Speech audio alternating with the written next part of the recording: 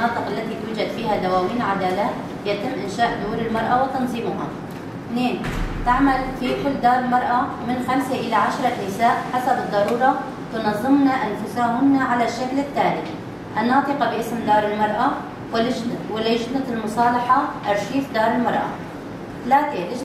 والحياة التشاركية، وتحارب جميع الممارسات اللا إنسانية ضد المرأة والطفل، وتعمل على حل مشاكل المرأة والعائلة والمجتمع.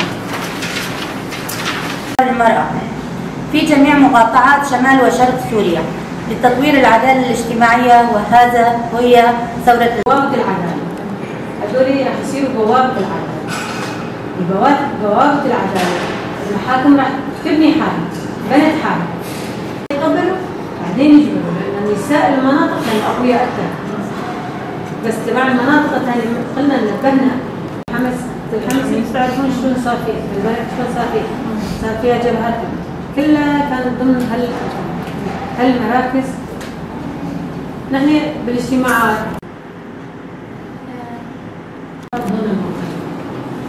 يعني شوفوا الجغرافية تغير، بس كهوالنا ما تغير. تشتغل ساعتها أي قضية تجي يعني يستخدم. انتم تعرفون رجال الصلح طوعيين، بس كبادئ الدور الصلح العام يعني لما يحكي انه ما حدا يقدر يقول والله رفاق اليوم تخريج دورة اسم شهيدة خالدة عيسى. الدورة كانت على مدة 15 يوم باللغة العربية. طبعا بهالدورة جميع الدروس اللي انعطى بالتدريبات انعطى بهالدورة. كان 25 رفيقة على مستوى مقاطعة الجزيرة، مقاطعة القامشلي ومقاطعة الحسكة. طبعا هالدورة كان لها أهمية كثير، لأنه كان دار المرأة بهالدورة، جميع دور المرأة على مستوى مقاطعة الجزيرة. كان في لجان الصلح، لجان العدالة، لجان الصلح العام. هالدورة يعني فعلا يعني أثبتت حالها من تجاه رفاق اللي اجوا لهون ونادوا باسم المرأة وحرية المرأة، وكيف يحمون المرأة من جميع قوانين اللي انحطت مشان يحمون المرأة. يعني بهال 15 يوم فعلا كل رفيقة هون أثبتت حالها بجميع الدروس. يعني كل رفيقة لما ينعطى الدرس كانت تقوم وتعرف ايش أهمية هالدرس.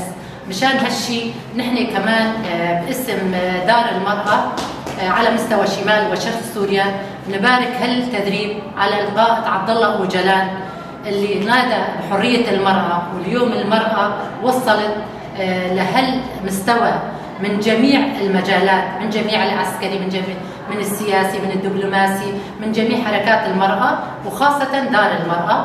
دار المرأة اللي هي حملها ثقيل.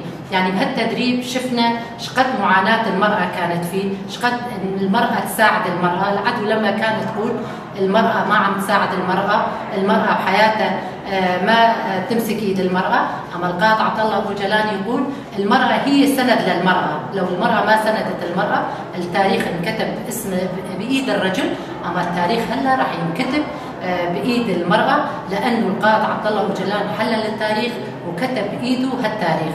مشان هالشي يعني نحن كمان يعني هالتخريج الدورة كان مهم لنا، يعني بس مو هالدورة، يعني بجميع المقاطعات كمان تيصير دورات على مستوى المقاطعات كمان باللغة الكردية واللغة العربية. هالدورة كمان كان 15 يوم باللغة الكردية وبعدين كان اللغة العربية. فعلا اللغة الكردية كمان كانت كويسة واللغة العربية كمان شفنا رفاق كانوا كثير كويسين ويستاهلون يضلون بدار المرأة، لأنه دار المرأة اليوم عندنا كثير مهم، ورفاق كمان جديرين بهالشيء. ونبارك هالتدريب على القائد عبد الله أبو جلال، ونبارك على شهدائنا، نبارك على جبال الكردستان، نبارك على جميع نساء اللي ينادون بحرية، لأنه في نساء هون عم يتدربون مشان يحررون جميع النساء.